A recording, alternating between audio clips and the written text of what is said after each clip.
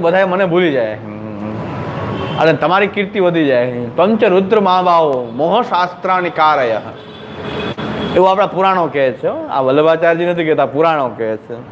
અને પુરાણોને એ પ્રમાણને કારણે આપણે શંકરાચાર્યજી જે મોક્ષ શાસ્ત્ર પ્રકાર, પણ આપણું આ દર્શન શું કહે છે 28 તત્વો વિશે? તો ભગવાન જે છે સચ્ચિદાનંદ બ્રહ્મ જે છે, એ સચ્ચિદાનંદ બ્રહ્મ જે છે જ્યારે સૃષ્ટિ પ્રકટ કરવાની ઈચ્છા કરે ત્યારે પોતાની અંદરથી જ સત્વ રજત તમ ગુણ, એ સત્વ સચ્ચિદાનંદમાંથી સૌથી પહેલા સત્વ રજ અને તમ ગુણ પ્રકટ થાય. અક્ષર બ્રહ્મ છે, અક્ષર બ્રહ્મ જે છે એની અંદર જ્યારે ભગવાન સૃષ્ટિ કરવાની ઈચ્છા કરે ત્યારે સચ્ચિત અને આનંદ જે છે એની અંદરથી સત્વ રજ અને તમ ગુણ પ્રકટ થાય. 3 ગુણ પ્રકટ થાય. 3 ગુણ પાછા કેવા છે? ભગવાનના સચ્ચિદાનંદમાંથી પ્રકટ થયેલા છે. ભગવાનના જે એક એક ધર્મ છે સત, ચિત્ત અને આનંદ, એમાંથી સદંશમાંથી સત્વ, ચિદંશમાંથી રજોગુણ અને આનંદાંશમાંથી તમો ગુણ પ્રકટ થાય. આનંદમાંથી તમો ગુણ પ્રકટ થાય છે. એ સત્વરજ તમ ગુણ એ પેલા સૌથી પહેલા તત્વો જે છે સત્વરજ તમ ગુણના રૂપમાં પ્રકટ થયા. હવે સત્વરજ તમ ગુણ જ્યારે પ્રકટ થાય છે ત્યારે એમાં સચ્ચિદાનંદ દેખાતું નથી, પણ સચ્ચિદાનંદ એમાં અનુગત છે. સચ્ચિદાનંદ એમાં દેખાતા નથી. તો એનું ઉદાહરણ આપણે સમજવું હોય તો રૂમાંથી સૂતર પ્રકટ થાય છે, પણ એમાં રૂ દેખાતું નથી, પણ એ રૂ એની અંદર અનુગત તો છે. રૂમાંથી સૂતર પ્રકટ થયું, ભાઈ સૂતર જોવે છે પણ રૂ દેખાતું નથી. તો સત્વરજ તમ ગુણ પ્રકટ છે, પણ એમાં સચ્ચિદાનંદ જે છે એ આ રીતે અનુગત રહેલા છે કે જેમાંથી તાંતણા બહાર નીકળ્યા સચ્ચિદાનંદમાંથી, અને એમાંથી આ 3 તાંતણા રૂપ પ્રકટ થયા. એ સત્વરજ 3 ગુણમાંથી આ 3 તાંતણા પ્રકટ થયા. સૃષ્ટિના 3 તાંતણા, એ 3 તાંતણા અલગ અલગ પ્રકટ થયા. સત્વ, રજ અને તમ ગુણ એક આવે છે કેમાંથી? સચ્ચિદ અને આનંદમાંથી આવે છે. બ્રહ્મ તો સચ્ચિદાનંદ છે અને સચ્ચિદાનંદમાંથી આ 3 ગુણ પેલા પ્રકટ થયા. 3 ગુણ અલગ અલગ છે. અક્ષર બ્રહ્મમાં રહેલો જે કાલ જે છે, આ 3 ગુણોને એ ભગવાનની ઈચ્છા રૂપ છે. કાલ છે ભગવાનની ઈચ્છા શક્તિનું રૂપ છે કાલ.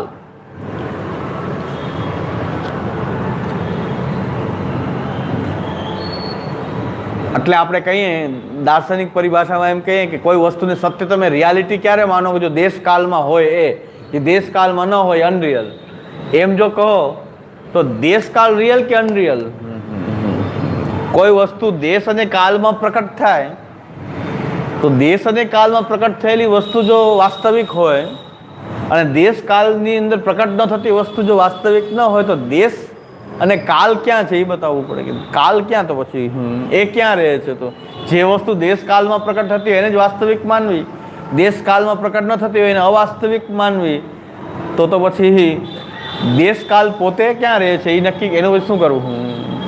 એટલે આપણે સ્પષ્ટ છે કે અક્ષરાત્મક જે રૂપ જે છે ભગવાનનું, અક્ષરાત્મક રૂપ જે છે એ સચ્ચિદાનંદ રૂપ છે ભગવાનનું. એ સચ્ચિદાનંદ રૂપમાંથી જ આ 3 ગુણ પ્રકટ થાય છે. સત્વ, રજ, તમ ગુણ. આ સૃષ્ટિને 3, આખી સૃષ્ટિ પ્રકટ કરવાના 3 તાંતણા છે આ. હવે ભગવાનની જે કાલ રૂપ, ઈચ્છા શક્તિ રૂપ જે કાલ જે છે એનાથી આમાં ક્ષોભ ઉત્પન્ન થાય. એટલે કે આ 3 એની સામ્ય અવસ્થામાં ચાલ્યા આવે છે. જો તાંતણા એમને એમ રહે ને તો વસ્ત્ર બને નહીં. એની માટે કંઈક ચેષ્ટા થવી જોઈએ, કંઈક ચેષ્ટા થવી જોઈએ. 3ના તાંતણાને એકબીજામાં મિલાવીને તાણા વાણા વણાઈ જાય. એ તાણા વાણા વણાવવા અને એનાથી આખું એક વસ્ત્ર પ્રકટ થાય. એમાં સૃષ્ટિના સત્વરજ તમ ગુણ પ્રકટ થયેલા છે, પણ કાલ એની અંદર કંઈક ચેષ્ટા ઉત્પન્ન કરે, ક્ષોભ ઉત્પન્ન કરે. એના પરિણામે એ 3 ગુણો એકબીજામાં જોડાય. હવે આ 3 ગુણો અલગ અલગ હતા અને એકબીજામાં જોડાઈ ગયા અને એની એક સામ્ય અવસ્થાને 3 સામ્ય અવસ્થામાં છે એવું એક રૂપ પ્રકટ થયું. એને પ્રકૃતિ કહેવાય. એને પ્રકૃતિ કહેવાય. 3 અલગ અલગ છે તો સત્વરજ તમ ગુણ છે. એ 3 ગુણો ભેગા મળ્યા, એ કાલને કારણે મળ્યા. કાલ એની અંદર આ ચેષ્ટા કરાવે છે. ભગવત ચેષ્ટા રૂપ છે કાલ, ઈચ્છા શક્તિ રૂપ છે, ચેષ્ટા રૂપ છે. તો એ ચેષ્ટા એવી થઈ કાલની કે કાલને કારણે આ ત્રણેય જે છે એ પ્રકૃતિનું રૂપ ધારણ કર્યું. હવે આ ત્રણેયની સામ્ય અવસ્થા એ પ્રકૃતિ, સત્વરજતમ ગુણાત્મિકા એ પ્રકૃતિ. જો પહેલા આપણે લીધું છે કે સત્વરજતમ ગુણ પ્રકૃતિ પુરુષ, આપણે એમ લીધું છે. હવે આપણે એની એક એકની ડિટેલમાં જઈએ છીએ કે પ્રકૃતિ શું, પુરુષ શું, એના કેટલા રૂપ, મહત્તત્વ શું, અહંકાર શું, તન્માત્રાઓનું સ્વરૂપ શું. એટલે સૃષ્ટિના એક એક વસ્તુનું આપણે એનાલિસિસ કરીએ કે આમાંથી આ સૃષ્ટિ પ્રકટ થઈ છે. જેમ સૃષ્ટિ એમાંથી પ્રકટ થઈ છે એમ આપણું એક મિની સૃષ્ટિનું રૂપ છે આપણું શરીર. એમાં પણ આ બધા તાણાવાણાઓ છે. આપણે પોતાના સ્વરૂપને જાણીએ તો આમાં બધું જ છે. આમાં કંઈ પ્રકૃતિ છે, પુરુષ છે, અહંકાર છે, મહત્તત્વ છે, તન્માત્રાઓ છે, જ્ઞાનેન્દ્રિયો છે, કર્મેન્દ્રિયો છે, મન છે. જે સૃષ્ટિનું વ્યાપક રૂપ છે એ મિની મોડેલ તો આપણે જ છીએ. એટલે સૃષ્ટિને જાણવું એ પોતાને જાણવું, સૃષ્ટિના તત્વોને ડિનાય કરવું એ પોતાને ડિનાયલ છે. તમે સૃષ્ટિને ઇનકાર કરતા હો, આ તત્વોને ઇનકાર કરતા હો, તમે પોતાને ઇનકાર કરો છો. વેદ એમ કહે છે, વેદ છે કે તમે જો આને ન માનવા માંગતા હો તો તમે પોતાની જાતને જ છેતરી રહ્યા છો, કારણ કે તમે એનાથી બનેલા છો, તમે પણ એ જ છો.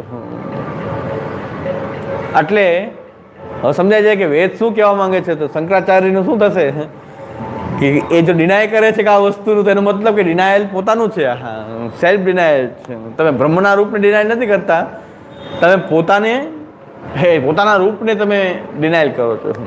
તો એ ડિનાયલ ઓફ એ હિમસેલ્ફ પોતાનું છે. એ પોતાનું જે છે એ રૂપનું જ તમે કેન્સલેશન કરી રહ્યા છો કે આ બધું મિથ્યા છે. અરે ભાઈ, ભાષિત થઈ રહ્યું છે તો મિથ્યા કેમ માની શકાય? તો આપણે તો બહુ છાતી ઠોકીને કહીએ છીએ કે મિથ્યા નથી કહેતા, અમે સત્ય માનીએ છીએ, ભગવદાત્મક માનીએ છીએ. એટલે ત્રણ ગુણો જે છે એની કાલને કારણે એક સામ્ય અવસ્થા પ્રકટ થઈ. સામ્ય અવસ્થા એટલે પ્રકૃતિ. એટલે પ્રકૃતિ શું છે? સત્વ રજ તમ ગુણનું મિશ્રણ છે. તત્વમાં સત્વ રજ તમ ગુણને અલગ શું કામ કર્યા છે? કારણ કે પેલા ત્રણ અલગ છે, પછી ભેગા થવું એની સામ્ય અવસ્થા થવી એ પ્રકૃતિ છે. એ પ્રકૃતિ છે. અને પ્રકૃતિ આનું મૂળ ઉપાદાન છે. પ્રકૃતિ જે છે આ સૃષ્ટિનું મૂળ ઉપાદાન, ભગવાન એને મૂળ ઉપાદાન બનાવે છે.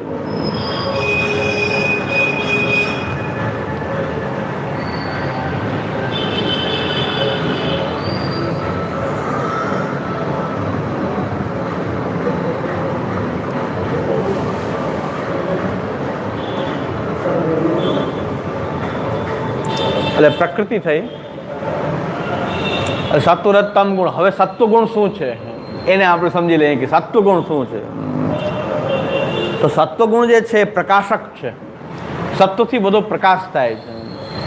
હવે બધાની ડિટેલ આવશે. સત્વની ડિટેલ, પછી તમની ડિટેલ, રજની ડિટેલ, પછી પ્રકૃતિની ડિટેલ, એમ દરેક પાછું એક એક રૂપ બતાવ્યું, પછી એની ડિટેલ બતાવે. એના પાછા આધ્યાત્મિક આદિદૈવિક રૂપ, એમાં રહેલા ભગવાનના ગુણો, ઐશ્વર્ય વિરસસિક જ્ઞાન વૈરાગ્ય. પ્રકૃતિમાં ઐશ્વર્ય વિરસસિક વૈરાગ્ય છે. તો પ્રકૃતિમાં ઐશ્વર્ય વિરસસિક જ્ઞાન વૈરાગ્ય રૂપ, એમાં ભગવાનના જે 6 ધર્મો જે છે એ 6 ધર્મો પાછા પ્રકૃતિમાં પણ દેખાય છે. એ પુરુષોત્તમજી આ બધું સમજાવે છે બહુ વિસ્તાર ડિટેલ. એટલે આટલો મુદ્દો આપણે આમાંથી સમજવાનો પ્રયત્ન કરીએ. બહુ છે ડિટેલ વધારે, પણ છતાં આપણે જેટલો સમજાય એ રીતે આપણે સમજીએ.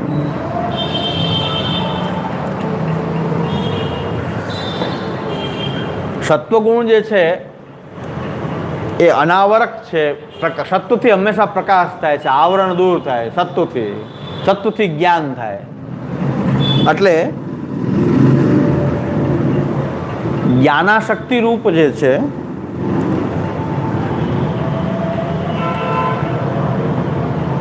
સત્વગુણ જે છે એનાથી જ્ઞાન થાય છે. સત્વથી પ્રકાશ થાય છે, પ્રકાશક છે, અનાવરક છે, પ્રકાશક છે સત્વગુણ. સત્વગુણ હંમેશા સત્વથી જ્ઞાન થાય છે. આપણે કહીએ સત્વથી જ્ઞાન થાય છે. તો જ્ઞાન જે છે એ સત્વગુણનું કારણ છે. તો સત્વ જે છે સુખાત્મક છે. સત્વથી સુખાત્મક સત્વ છે. જેટલી સાત્વિકતા હશે એ માણસ વધારે સુખી, કારણ કે દુઃખ એને આવતું નથી. સત્વથી જ્ઞાન છે તો જ્ઞાન હોવાને કારણે સાત્વિકતા એટલે બહુ સીધાપણું નથી. સાત્વિકતા એટલે જ્ઞાન છે. કોઈ દુઃખ એને સ્પર્શ ન કરે, કારણ કે જ્ઞાન પ્રકટ છે.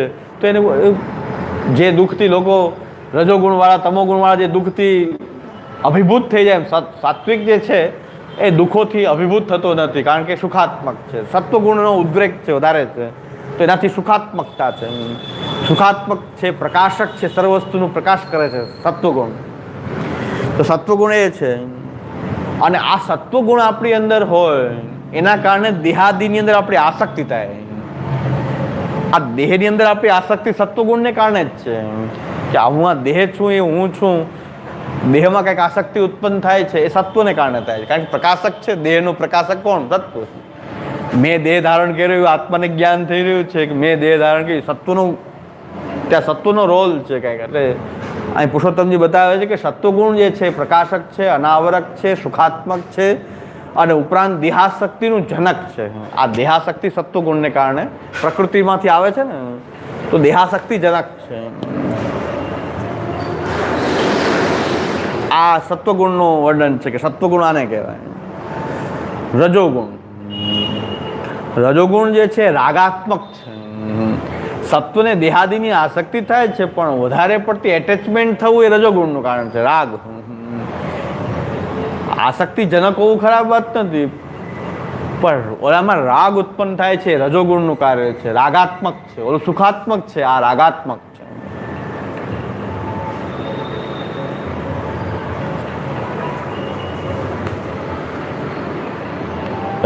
રજોગુણને કારણે શું શું થાય? તૃષ્ણા, સંગ એનું જનક છે. ઈચ્છાઓ જાગવી, સંગ થવો, એટલે આ બધું રજોગુણને કારણે થાય. સંગ, તૃષ્ણા અને કર્માશક્તિ. રજોગુણ જે છે એ આપણને કોઈ પણ કર્મમાં ઇન્વોલ્વ રાખવા માંગે છે, એ આપણું રજોગુણ છે. કર્માશક્તિ જે છે, અને કર્માશક્તિ દ્વારા શું થાય છે કે દેહાદિની અંદર આસક્તિ વધારે દ્રઢ થાય છે, દ્રઢતર થાય છે. સત્વથી રજ જે છે થોડુંક વધારે ડીપ આપણને દ્રઢતર આસક્તિ દેહમાં કરાવે છે, રાગાત્મક.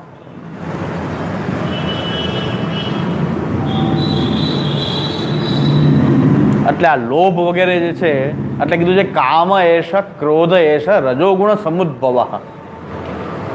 તો આ રજોગુણથી આ બધું કર્માશક્તિ ઉત્પન્ન થઈ, દેહની અંદર આસક્તિ વધારે દ્રઢતર થઈને રાગ ઉત્પન્ન થયો. અને આ કામ ક્રોધ જે છે એ પણ એની જ પાછળથી પ્રોડક્ટ, આ રજોગુણની જ પ્રોડક્ટ છે કામ ક્રોધ. કારણ કે સંગ ઉત્પન્ન કરનાર રજોગુણ છે. અને કામ કેવી રીતે ઉત્પન્ન થાય છે કે સંગાત સંજાય તે કામ, કામાત ક્રોધોપજાય તે, ક્રોધાત ભવતિ સમોહ, સમૂહાત સ્મૃતિભ્રમ, સ્મૃતિવંશાત બુદ્ધિનાશો, બુદ્ધિનાશાત પ્રણશ્યતિ. ભગવદ્ ગીતા એમ કહે છે કે કોઈનો નાશ કેવી રીતે શરૂ થયો? આ એનું રજોગુણ જે છે એ સંગ કરાવે છે. સંગનું, તૃષ્ણાનું પ્રેરક બધું તો રજોગુણ છે, પણ સંગાત સંજાય તે કામ, સંગ થવાથી કામ ઉત્પન્ન થાય.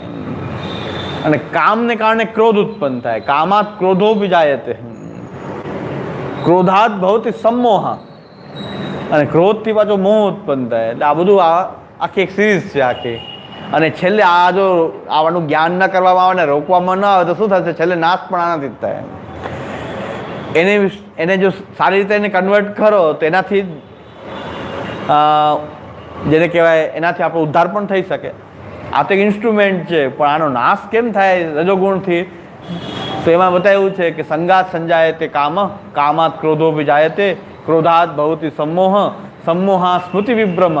જે તમે જાણ્યું છે, જ્ઞાન કર્યું છે, એ મોહ થયો, એ સ્મૃતિ બધી ભ્રંશ થઈ જાય. બધું શાસ્ત્ર ભણ્યા સ્મૃતિ છે પણ એ બધી ભૂલાઈ જાય મોહને કારણે.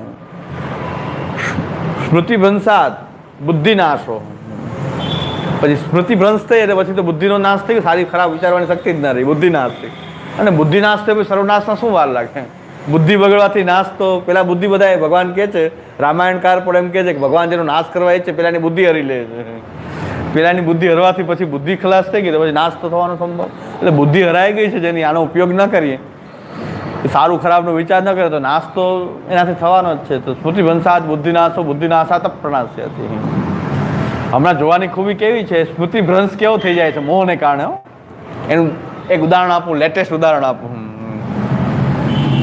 2014ની સાલમાં પેટ્રોલમાં 2 રૂપિયાનો ભાવ વધારો થયો તો ભાજપવાળાએ એવા સરઘસો કાઢ્યા અને સાયકલ ઉપર લઈને બધા નીકળ્યા કે હવે સાયકલ જ ફેરવી પડશે, કોઈ હવે વાહન ફેરવી શકશે નહીં. 2014ની સાલમાં પેટ્રોલનો ભાવ વધારો આવ્યો ત્યારે આંદોલન, રાષ્ટ્રવ્યાપી આંદોલન ભારતીય જનતા પાર્ટી છેડી દીધું. અને પછી અત્યારના પ્રધાનમંત્રી, એ વખતેના વડાપ્રધાનના ઉમેદવાર હતા, એણે કીધું કે આ સરકારની નાકામયાબીનું પ્રતીક છે. આ સરકાર જે છે કેટલી વિફલ છે એનું પ્રતીક છે કે ભાવ વધારો રોકી શકતી નથી, નિકમ્મી સરકાર હે. ત્યાં સુધી કીધું કે એ નિકમ્મી સરકાર હે. અત્યારે દિન પ્રતિદિન રોજ ભાવ વધે છે પેટ્રોલના, રોજ વધે, ડીઝલ પેટ્રોલના ડેઈલી વધારો વધે, રોકાતું જ નથી કોઈ રીતે. અત્યારે એમને બધાને પૂછ્યું કે હવે આ તમે આંદોલન કરતા હતા, 2014ની ક્લિપિંગ બતાવી કે આમ બોલતા હતા, અને અત્યારે શું કહે છે કે અમારા હાથની વાત નથી, ભાવ વધારો રોકવો એ અમારા હાથની વાત નથી. તો વિદેશી વસ્તુઓનો જે કંઈ વિદેશી જે બાબતો જે છે એના પ્રેશરને કારણે, એના પ્રભાવને કારણે આપણા ભાવ વધારા થઈ રહ્યા છે. પણ ચિંતા ન કરો, હજી રોકાઈ જશે, બધું થઈ જશે, કંટ્રોલ થઈ જશે. પણ ક્યારેય નહીં થઈ જશે, તમે ચિંતા કરો. તો સ્મૃતિભ્રંશ કેવો થઈ ગયો? એ મોહ થઈ ગયો, સત્તાનો મોહ એવો આવ્યો કે તમે બોલતા હતા, તમે ભૂલી ગયા કે આપણે આ બોલેલા હતા કે નિકમ્મી સરકાર. આ નિકમ્મી સરકાર ના કહેવાય? તમે ભાવ વધારો રોકી શકતા નથી, આ સરકાર નિકમ્મી કે કામયાબી સરકાર? તમે કીધેલું છે. અને આપણને કંઈ વાંધો નથી, મીડિયામાં અત્યારે બોલા જાય, લાઈવ પ્રવચન થાય છે, પણ છતાં એ લોકોની જ ક્લિપિંગ છે, પ્રમાણ સહિત વાત છે. આ તો કે તમે જ બોલ્યા હતા કે નિકમ્મી સરકાર, તો આ સરકારને શું કહેવું, કામયાબ કેવી કે નિકમ્મી કેવી? કારણ કે તમારો મોહ, સત્તાનો મોહ એવો થઈ ગયો.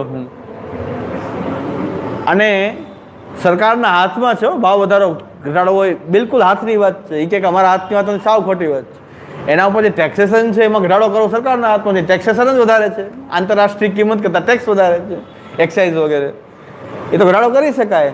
તો કંઈક મોહ ઉત્પન્ન થઈ ગયો છે, કંઈક ને કંઈક સેટલમેન્ટ છે ઉપર લેવલનું, કંઈક પણ કે કંઈ થઈ શકતું નથી. ના એ લોકો કરી શકાય, યુપીએ ગવર્મેન્ટમાં ભાવ વધારાને કંટ્રોલ કરી શકાય, ના કરી શકાય. બેયને મોહ સત્તાનો છે.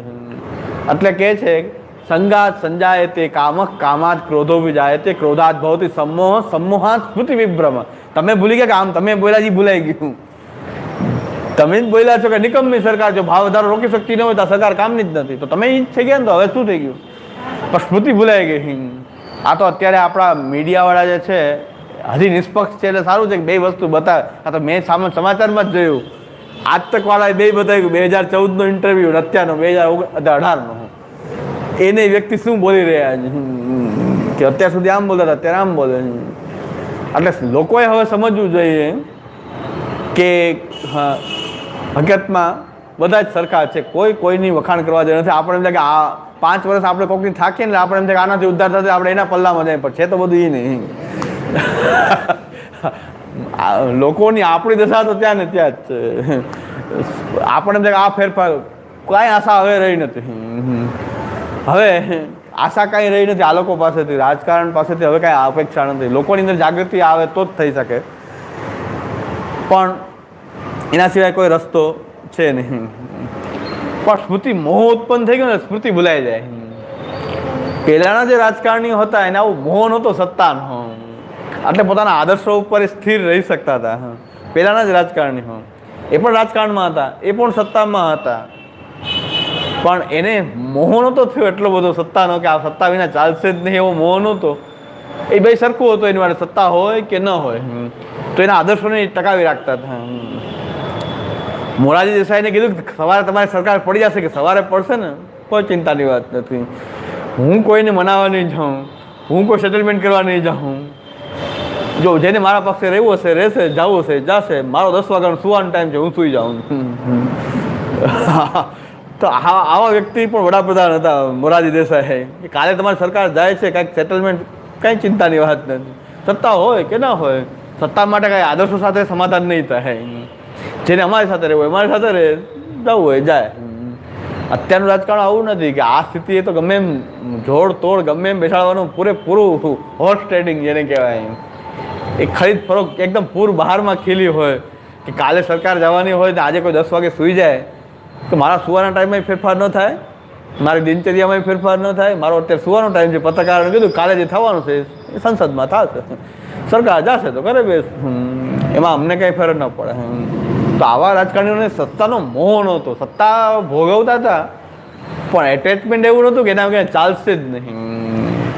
તો એ લોકો આપણે જોયું નથી, હું તો મારી 2-3 વર્ષની ઉંમર હશે, 4 વર્ષની ઉંમર હશે, પણ કોઈ 77ની સાલમાં મોરારજી દેસાઈની સરકાર જેને જોઈ છે એ લોકો એમ કહે છે કે કૂપન કરતાં ઓપન માર્કેટમાં બધું વસ્તુ સસ્તી હતી.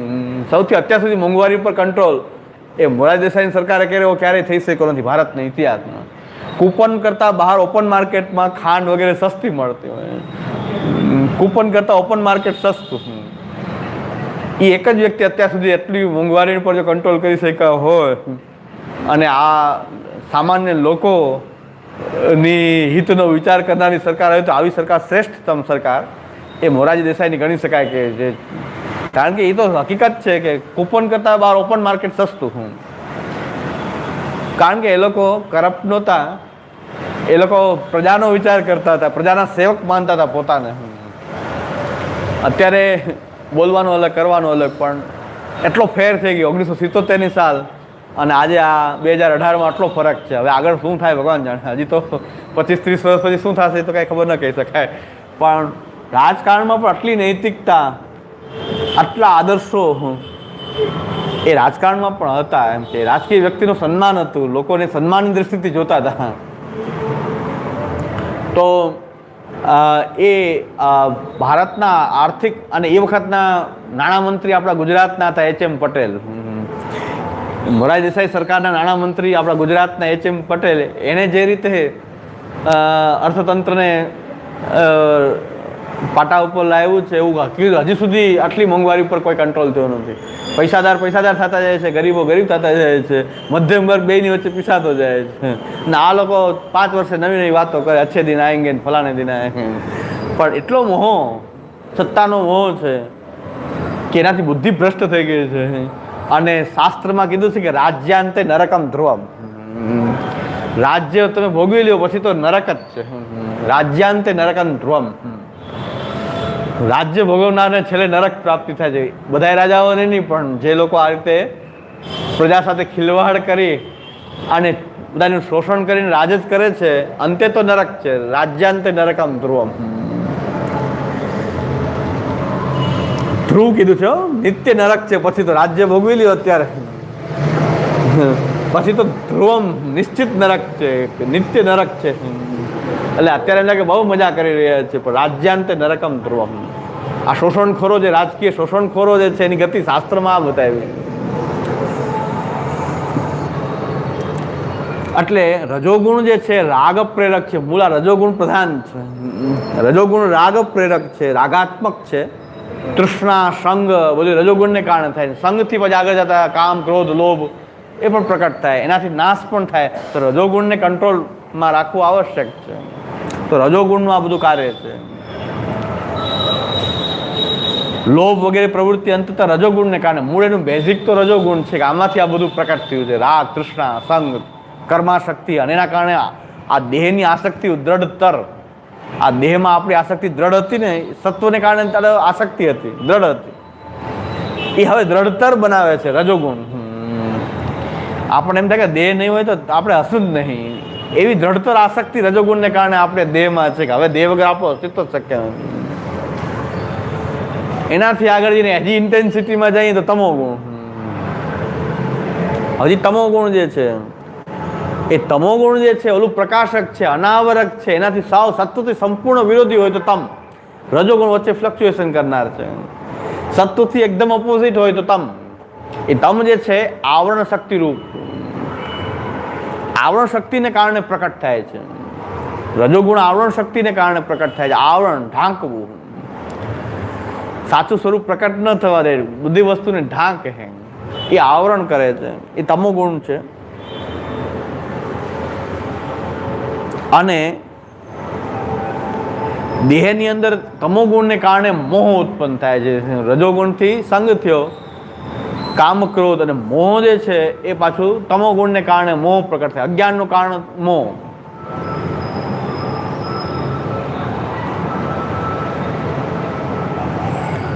મોહને પ્રબલ કરે એ તમોગુણ છે. તમોગુણને કારણે આળસ, નિદ્રા, એ બધું તમોગુણને કારણે, એ આળસ, નિદ્રા એ જે છે એ બધા તમોગુણને કારણે પ્રકટ થાય છે. અને દેહની આસક્તિ, દ્રઢાશક્તિ જે સત્વથી થઈ, રજથી દ્રઢતર થઈ, અને તમથી એ તમ થઈ જાય, દ્રઢતમ થાય છે. આસક્તિ દ્રઢતમ આસક્તિનું જનક છે તમોગુણ.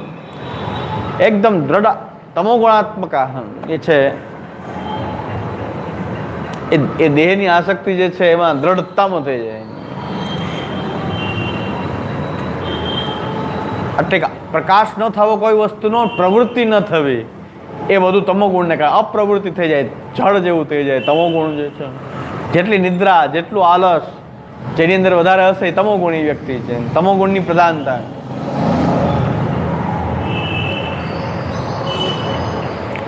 એક અમારે ત્યાં એક વૈષ્ણવ હતા, મર્યાદી વૈષ્ણવ હતા, એમ કહેતા એ આખો દી પડ્યા જ રે, એને સૂતા જ રે.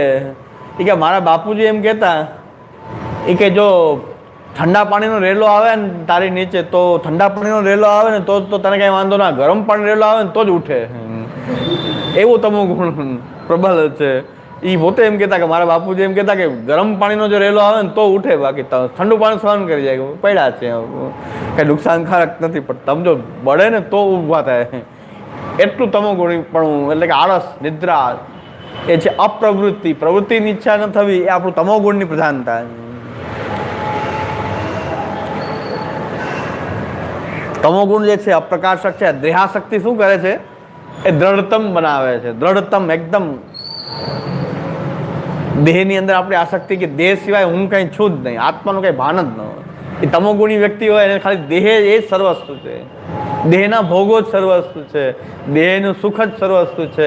એવી દ્રઢતમ આસક્તિનું જનક જે છે તમોગુણ છે. અપ્રવૃત્તિ, અપ્રકાશક, આવરક, આ બધું તમોગુણ છે.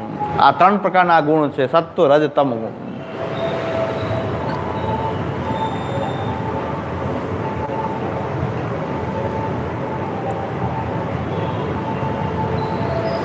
ત્રણેય ગુણોની સામ્ય અવસ્થા જે છે એને આપણે પ્રકૃતિ કહેશું.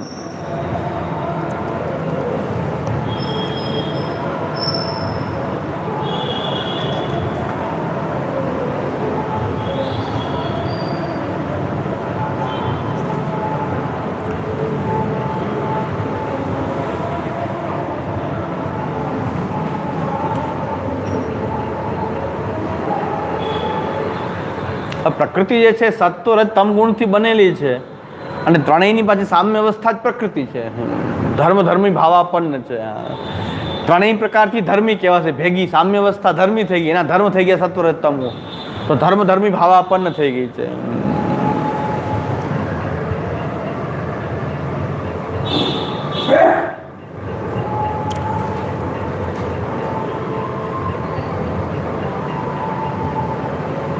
ત્રણ પ્રકૃતિના ત્રણેય ગુણોની સામ્ય અવસ્થા જ પ્રકૃતિ, અને પછી એમાંથી જે પ્રકટ થતા પાછા જે સત્વરજ તમ ગુણ પ્રકટ થાય છે, આ જે ભગવાનમાંથી પ્રકટ થતા સત્વરજ તમ ગુણ છે તો નિર્ગુણસ્ય ગુણાશ્રય જેવું છે. ભગવાનના ડાયરેક્ટ સચ્ચિદાનંદમાંથી પ્રકટ થયા. હવે પ્રકૃતિની અંદર ત્રણેય સામ્ય થઈ, અને હવે પ્રકૃતિની અંદરથી પ્રકટ થતા પાછા જે સત્વરજ તમ ગુણ છે એ પ્રાકૃતિક તમ ગુણ છે.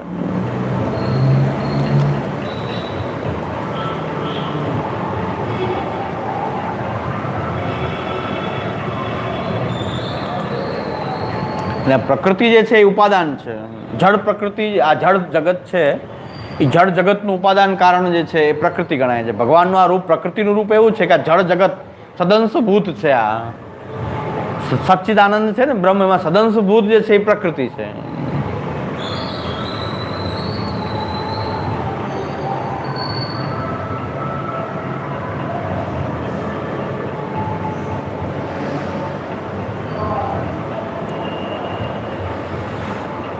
પુરુષોત્તમ જે એમ કહે છે કે આ પ્રકૃતિ પણ ભગવદ રૂપ છે, તો ભગવદ રૂપ હોય તો ભગવાનના ઐશ્વર્ય, વિશેષ જ્ઞાન, વૈરાગ્ય પણ એમાં હોય જ, તો જ એને ભગવદ રૂપ માની શકાય ને. પ્રકૃતિ પોતે ભગવદ રૂપ છે. જો શંકરાચાર્યજીનો ડિફરન્સ કેવો છે, ત્યાં માયા જે છે તો અજ્ઞાનને કારણે અજ્ઞાન રૂપાત છે, તમો રૂપાત છે. ત્યાં પ્રકૃતિ જે છે તો અજ્ઞાન છે. ને અહીં તો એમ કીધું છે કે નહીં, અમે તો એને ભગવદ રૂપ માનીએ છીએ, પ્રકૃતિને ભગવાનમાંથી પ્રકટ થઈ છે પ્રકૃતિ, તો પ્રકૃતિની અંદર પણ ભગવદ રૂપ આ ત્રણેય આ ઐશ્વર્ય, રસિક, જ્ઞાન, વૈરાગ્ય 6 ધર્મો એની અંદર પણ પ્રકટ છે. એટલે હવે ઐશ્વર્ય શું?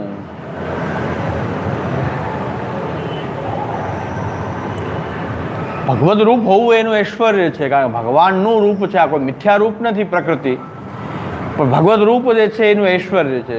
જગતનું એ જળ જગતનું ઉપાદાન કારણ બને છે. ઉપાદાન કારણ એટલે કે જે કારણ કાર્યમાં અનુગત હોય, વ્યાપ્ત હોય એ ઉપાદાન છે. જેમ કે ઘડામાં માટી વ્યાપેલી છે તો એ માટી ઉપાદાન કારણ છે. કુંભાર, ચાકડો વગેરે નિમિત્ત કારણ, બહાર રહેલા કારણો છે. કુંભારને કરતા કહીએ, બાકી નિમિત્ત કારણ કહીએ.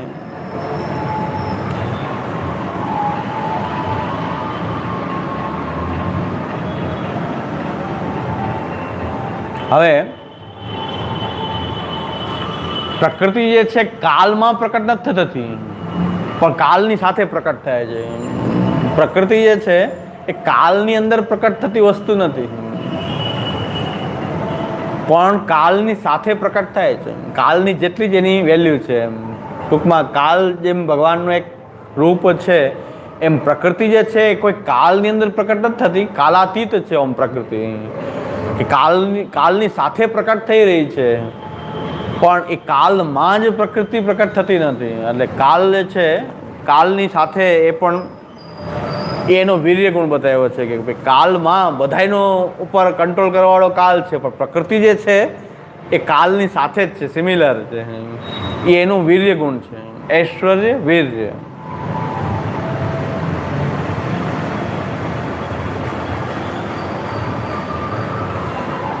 અને કાલ જેમ અક્ષર રૂપ જે છે એમ પ્રકૃતિ પણ અક્ષર રૂપ જ છે, એટલે નિત્ય છે. આ એનો યશ ગુણ છે. પ્રકૃતિ પણ આ અર્થમાં નિત્ય છે.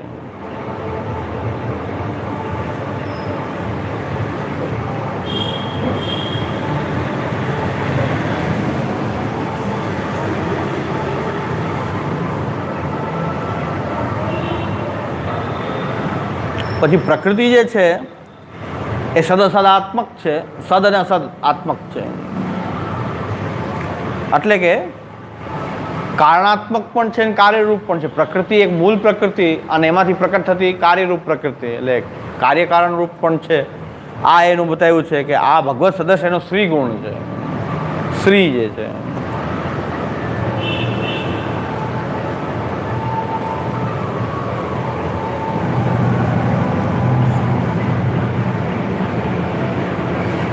અને સર્વસામાન્ય, સર્વસાધારણ, અવિશેષ છે. એમાં કોઈ વિશેષ પ્રકૃતિ જે છે સાધારણ, એ પ્રકૃતિ જે છે એ સાધારણ બધી એક જ છે, પણ છતાં અલગ અલગ પ્રકૃતિ પ્રકટ થાય છે એમાંથી વ્યષ્ટિ. એટલે પછી અવિશેષ હોવા છતાં વિશેષવતી થાય છે. એ એનું જ્ઞાન અને વૈરાગ્ય છે.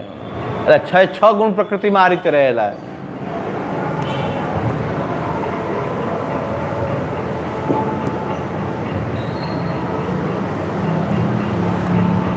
હવે પુરુષ રૂપ, પ્રકૃતિ પછી પુરુષ.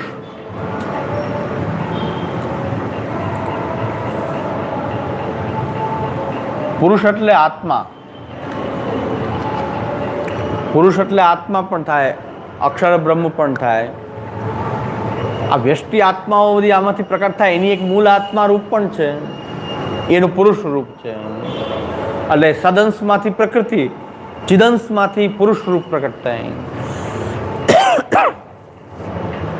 એટલે બધા જ જીવો જેના અંશ છે એવું એક અક્ષરનું રૂપ એ પુરુષ છે. સર્વોની આત્મા, એટલે આત્મા એક રૂપ જે છે, પણ એમાંથી બધી વ્યષ્ટિ આત્માઓ એમાંથી પ્રકટ થાય છે. એવું એનું એક સમષ્ટિ રૂપ છે, એ પુરુષ છે. બધી આત્માઓનું એક સમષ્ટિ રૂપ, અને એમાંથી બધી આત્માઓ જુદી પડે એનું વ્યષ્ટિ રૂપ.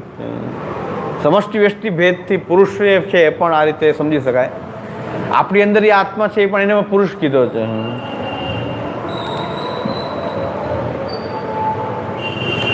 પૂરી શેતે ઇતિ પુરુષ, પૂરમ ઉષતિ ઇતિ પુરુષ. આ દેહરૂપ જે છે પૂર, એની અંદર નિવાસ કરનારો. એ આત્મા છે. આત્મા એટલે પુરુષ. આ નર નારીના રૂપમાં પુરુષનો અર્થ નથી. પુરુષ એટલે આત્મા. અને બધી આત્માઓ જે આત્માની અંશ છે એનું સમષ્ટિ રૂપ જે છે એ પુરુષ કહેવાય છે, જે બ્રહ્મના સચ્ચિદમાંથી ચિદ રૂપમાંથી પ્રકટ થાય, ચિદંશમાંથી પ્રકટ થાય.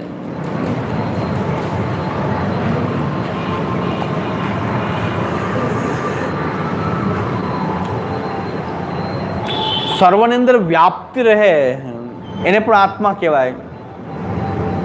જે વ્યાપેલું રહે એને પણ આત્મા કહેવાય. વ્યાપક હોવું એ આત્માનો ગુણ છે. તો દેહ ઇન્દ્રિયોમાં જે બધે વ્યાપ્ત જે છે એની ચેતના એ આત્મા છે. આ દેહ ઇન્દ્રિયો બધે વ્યાપ્ત છે ચેતના. અંદર આત્મા છે તો એક જ જગ્યાએ આત્મા નથી, બધે જ એનો ચૈતન્ય બધે અનુભવાય છે. વિસર્પી ચૈતન્ય છે આત્મા. વિસર્પી ચૈતન્ય એટલે ચંદન ખાલી માથે લગાડવું આખા શરીરને શીતળતા આપી શકે. ચંદન ખાલી માથે લગાવીએ આખા શરીરમાં શીતળતાનો અનુભવ કરાવે, એટલે શીતળતાનો ગુણ આખા શરીરમાં પ્રસરી શકે. એ વિસર્પી ચૈતન્ય છે આત્મામાં, કે આત્મા ભલે અણુરૂપ છે, એક જગ્યાએ સ્થિત છે, પણ એનું ચૈતન્યનો અનુભવ આખા દેહ ઇન્દ્રિયોમાં વ્યાપ્ત છે. એટલે વ્યાપ્ત હોય એ આત્મા કહેવાય. એ અર્થમાં અક્ષર બ્રહ્મ પણ બધે વ્યાપ્ત હોવાથી એ પણ એક અક્ષર પણ એક આત્મા છે. એટલે વ્યાપક રૂપમાં બ્રહ્મને આત્મા કીધો છે. વેદમાં આત્મા શબ્દ બ્રહ્મ માટે વપરાણો છે, જે વ્યાપ્ત છે સચરાચરમાં. વેદમાં આત્મા એટલે આ આત્મા નહીં, વ્યષ્ટિ આત્માના રૂપમાં નહીં, પણ સર્વવ્યાપક તત્વ આત્મા છે. કારણ કે વ્યાપક છે આત્મા. આ દેહેન્દ્રિયોમાં વ્યાપ્ત છે એટલે આત્મા છે. આત્મા ક્યાંક નિવાસ કરે છે. પુરી શેતે ઇતિ પુરુષ, પુરમ ઉષતિ ઇતિ પુરુષ. એટલે કે આ પૂર છે આખું દેહ, એમાં નિવાસ કરનારો દેહી એ આત્મા છે. તો આત્મા જે છે એને પુરુષ કહેવાય છે. અને બધા જ આત્માઓની એક સમષ્ટિ રૂપ એક રૂપ છે અક્ષર બ્રહ્મનું, એ પુરુષ રૂપ છે, જે ચિદંશમાંથી બ્રહ્મના અક્ષર બ્રહ્મના ચિદંશમાંથી પ્રકટ થાય છે. અને એ પુરુષોમાંથી બધી આત્મા છૂટી પડે છે. આપણી બધી જે અંશ છે એ પુરુષના અંશ છે. એ પુરુષમાંથી છૂટી પડેલી બધી આત્માઓ એ આપણી અંદર બધી વ્યાપ્ત આત્માઓ છે.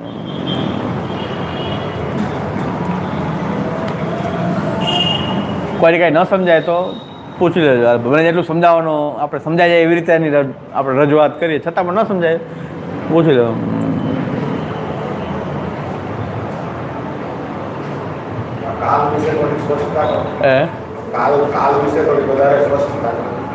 હા, કાલનો આખો ટોપિક આવશે હજી. કાલ, કર્મ, સ્વભાવ. આપણે ત્યાં કારણ કોટી છે. સ્વરૂપ કોટીમાં અક્ષર બ્રહ્મ, પછી કાલરૂપ, આની પછીની કારિકાઓમાં કાલ, કર્મ કેને કહેવાય, સ્વભાવ કેને કહેવાય, એ આગલી કારિકાઓ છે એ આપણે સ્વરૂપ કોટીમાં આવે છે ને. તો મૂળ કાલનું જે સ્વરૂપ જે છે ઈચ્છા શક્તિ છે ભગવાનની ચેષ્ટા, બ્રહ્મની ચેષ્ટા એ કાલ છે. પ્રભુએ ચેષ્ટા કરી સૃષ્ટિ પ્રકટ કરવાની, એ ચેષ્ટા જે છે એ કાલ છે. અને એ સૌથી ઉપરો અધિકારી છે. બધા દેવતાઓનો નિયામક કાલ છે. સૌથી ઉપરો અધિકારી કાલ છે. બધા જ કાલમાં બધા પ્રકટ થયા છે. પેલા કાલ છે ભગવાનની ચેષ્ટા રૂપ. એટલે ભગવાનને કાલાતીત શું કામ કહે છે? ભાઈ કાલમાં ભગવાન પ્રકટ નથી થતા, આપણે બધા કાલમાં પ્રકટ થયા છે. આપણે ભગવાનને આધ્યાત્મિક બધા જે રહસ્યો છે, આધિદૈવિક રહસ્યો છે, એને કાલની તુલનામાં માપીએ, દેશની તુલનામાં માપીએ, પણ એ તત્વ જે છે કાલ ક્યાં રહે છે? એ કાલ જે છે બધું કાલને આધીન છે, પણ કાલ કોને આધીન છે? એ તત્વ એ પરમ તત્વ છે.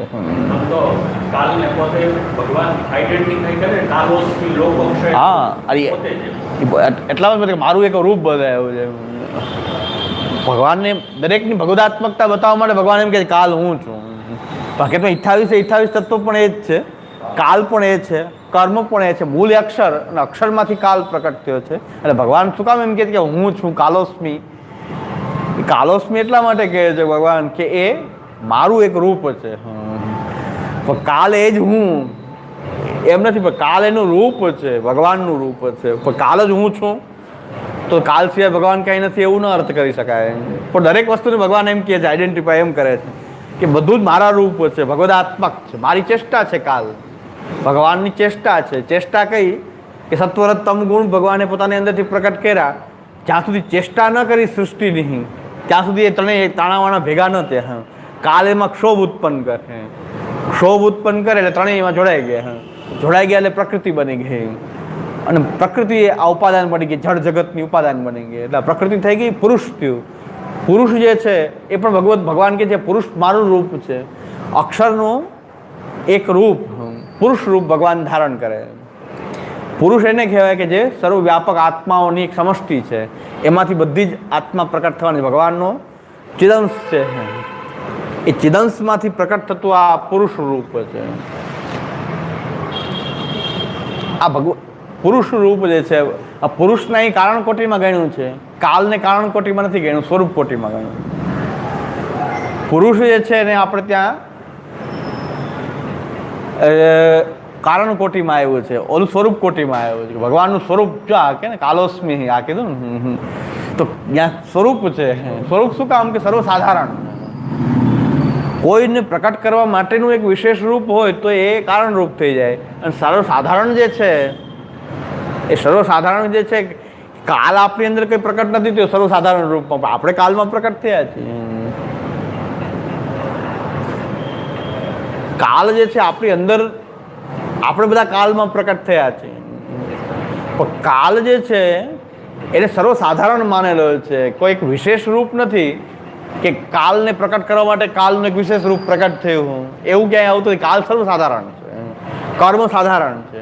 કર્મનો સિદ્ધાંત આપણે સમજવા જેવો છે કે આપણો કર્મનો સિદ્ધાંત શું છે કે કર્મ પણ એક અક્ષરનું જ એક રૂપ છે.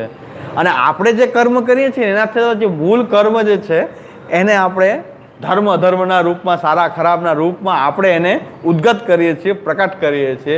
જેમ કે હવા એ વ્યાપ્ત છે, પણ પંખો લગાવવાથી શું થાય છે કે આપણને હવાનો અનુભવ થાય, પણ હવા કે પંખો હવાને ઉત્પન્ન કરતો નથી.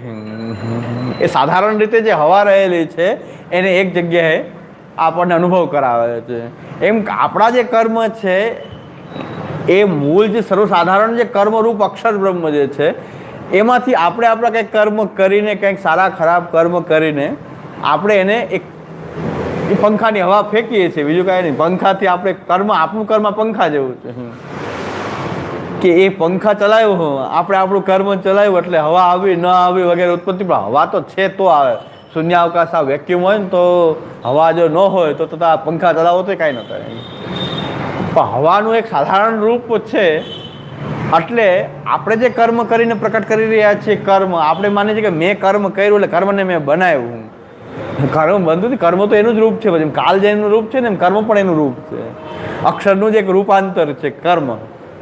તો કર્મ જે છે એ ત્યાં પ્રકટ થયેલું જે એક રૂપ છે ભગવાન, એ કર્મ પણ એક રૂપ છે એનું.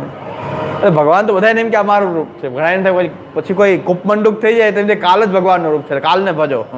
એટલે ભગવાન પછી આગળ જો કર્મને પણ એનું જ રૂપ માને છે. 28 તત્વો પણ મારા જ રૂપ છે. અને વિભૂતિ યોગમાં તો બધાની સારું જે ઉત્તમ તત્વ છે એમાં બધા ઉપલક્ષણ વિધિથી ભગવાન કહે છે કે બધું હું છું. ટૂંકમાં ભગવાન એમ કહેવા માંગે છે કે બધું જ હું છું. હવે બધું જ હું છું તેમાં ખરાબ ને સારું પછી કાંઈ ભેદ રહેતો નથી. ભગવાન એમ કે છે કે દ્યુતમ છલયતામ અસ્મિ. બધા જ પ્રકારની છેતરપિંડીઓમાં જુગાર હું છું. દ્યુતમ છલયતામ અસ્મિ. હવે એ ભગવાન કહે સારું ખરાબ એવું કાંઈ, બધું જ હું છું તો પછી સારું હું છું, ખરાબ એ હું છું. એ સર્વાત્મક રૂપ જે છે એ ભગવાન પર દ્યુતમ છલયતામ અસ્મિ. ભગવાન જે છે જુગારીઓને મજા આવે છે કે અમે તો ભગવાનના રૂપનું સેવન કરીએ છીએ. ભગવાનનું એક રૂપ છે દ્યુતમ છલયતામ અસ્મિ. અરે ભાઈ સમજવાની વાત એ છે કે એમાં તો બધું સારું ખરાબ બધું એક રૂપ થયેલું છે. પણ જેને ઉદ્ગત કરવામાં આવે છે ને ત્યારે પછી ખરાબ કર્મ સારું કર્મ એની બહાર નીકળે ત્યારે સારું ખરાબ કર્મના રૂપમાં એ પ્રકટ થતું હોય છે. જેમ કે વરસાદનું જલ તો ઉત્તમ જ હોય, ઉપરથી પડેલું વરસાદનું જલ એક સરખું છે, પણ એ ખારી ભૂમિમાં પડે તો એ જલ ખારું થઈ જાય. જે પાત્રમાં પડે એવો એ રૂપ ધારણ કરી લે. તો ભગવાન કહે છે દ્યુતમ છલયતામ અસ્મિ. મારી અંદર જે કાંઈ રહેલું છે બધું સારું ખરાબ બધું એક રસ થયેલું છે, પણ એમાંથી તમે જ્યારે પ્રકટ કરો છો બહાર તો પછી ધર્મ અધર્મનો નિર્ણય પણ થાય છે. ધર્મશાસ્ત્રે ભગવાન કે એ હું જ છું ને, શાસ્ત્ર પણ હું છું ને, તો શાસ્ત્રની આજ્ઞા પણ હું જ છું. કારણ કે દરેક કર્મ હું છું, સારું કર્મ હું છું, શાસ્ત્ર પણ હું છું. અને હું શાસ્ત્ર દ્વારા જે આજ્ઞા કરું છું એ પણ પછી બંધન થઈ જાય છે. મારામાં બંધન નથી, તો પછી તો બહાર નીકળતા બધા બંધનો ઉત્પન્ન થાય છે. તો પછી દ્યુતમ છલેતામસ્મી એટલે કે ભગવાનનું રૂપ છે એટલે એ જાણવાનું છે કે દરેક ભગવદ રૂપતાને જાણવાની છે, સેવન કરવાનું નથી. સેવન કરવાની આજ્ઞા નથી કરી ભગવાન કે બધું હું છું એટલે દરેક રૂપ ભગવદ રૂપ જ છે. એ વસ્તુ બરાબર છે કે એની અંદર રહેલું છે બધું, તો એકરસ થયેલું છે.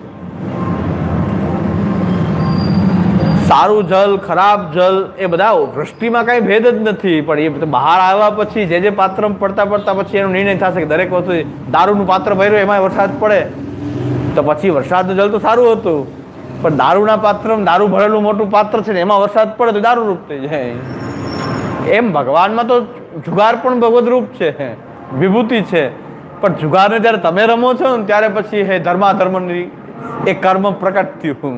કર્મ સાધારણ કર્મ છે, એમાં તમે સારું ને ખરાબ કર્મ કરી અને એ કર્મને તમે પ્રકટ કરતા હો છો. એટલે કર્મ ખાલી તમે બનાવતા નથી, કર્મના તમે જનક નથી, પણ કર્મ આપણી ક્રિયાથી વ્યક્ત થાય છે. આ હવા વ્યક્ત થઈ રહી છે. આ કાલ તો ભગવાનનું દેવતા રૂપ છે, વિભૂતિ રૂપ છે, પણ એ વ્યક્ત કેમ થાય છે? સૂર્યની ગતિથી વ્યક્ત થાય છે. તો સૂર્યની ગતિ એ કાલ નથી, પણ કાલ જે છે સૂર્યની ગતિથી આપણે જાણીએ છીએ કે કાલ કેટલો થયો, વર્ષ થયા, કલાક થઈ. એ સૂર્યની ગતિ છે, એનાથી આપણે માપીએ છીએ કાલને. કાલની ગણના થાય છે ને. પણ એ કાલની અભિવ્યક્તિ જે થઈ રહી છે સૂર્ય રૂપ દ્વારા, જળ સૂર્ય જે ભૌતિક સૂર્ય છે, ભૌતિક સૂર્યની ગતિથી આપણે જાણીએ છીએ કે કાલ કેટલો થયો. પેલાની બધી ઘડિયાળો પણ એવી જ હતી ને, આપણે ત્યાં જોવા મળે છે રાજાઓની ઘડિયાળ, સૂર્યપ્રકાશ પડતો એના ઉપરથી આટલા વાગ્યા એનો અનુસંધાન મધ્યાહન થયું કે હવે એ સૂર્યની ગતિથી માપવામાં આવતું હતું. તો સૂર્યની ગતિ ચાલે છે, એના આધારે કાલ વ્યક્ત થાય છે. પણ એટલો જ કાલ નથી, કાલ તો વ્યાપક બહુ છે, પણ એ વ્યક્ત અભિવ્યક્ત થાય છે. આ કલાક, મિનિટ, ક્ષણ, પ્રહર એના દ્વારા એ વ્યક્ત થતો હોય છે. એને જ કાલ માની લેવું ભૂલ ભરેલી વાત છે. કાલ એટલો જ નથી, પણ કાલની અભિવ્યક્તિ છે. હવા આટલી જ હવા નથી કે આ પંખા ફેંકે એટલી, પંખા એના સિવાય પણ હવાનું તો ઘણું બધું વ્યાપક રૂપ છે.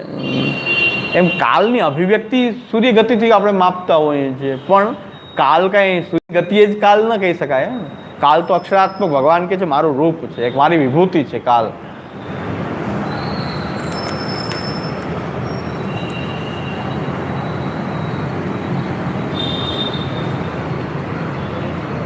પહેલાના આપણા પૂર્વજો જે હતા, ઋષિ મનુષ્યો છે, આ બધું ચિંતન કરતા હતા હંમેશા. આપણે કોણ, હું કોણ, એના ચિંતનમાંથી આ બધું પરિપાકના રૂપમાં આપણા શાસ્ત્રોનું હવે આ કોઈને કાંઈ વિચાર જ નથી. કારણ તમોગુણ પ્રધાન થઈ ગયા છે ને આપણે, એટલે આપણે જીવવાથી, ખાવા પીવાથી મતલબ આપણે વિચાર નથી કરતા આપણે કોણ, આપણું તત્વ. પણ હકીકત મનુષ્ય છીએ તો આપણા પૂર્વજો, આપણા મનુષ્યો, ઋષિઓ, આચાર્યો શાસ્ત્રોનું મંથન નિરંતર કરતા અને પોતાને જાણવાનો પહેલાં તો પ્રયત્ન કરે કે આપણે કોણ છે.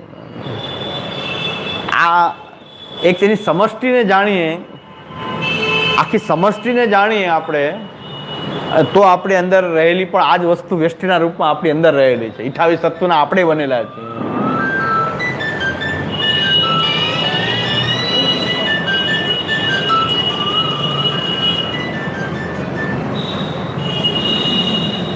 હવે સમજી લ્યો કે આપણે બધા સામાન્ય ભૌતિક વાત સમજીએ, એટલે આ ટોપિક બહુ લાંબો ચાલશે, આપણો વિસ્તારથી 28 તત્વનો બહુ લાંબો ચાલશે. હા, ટોપિક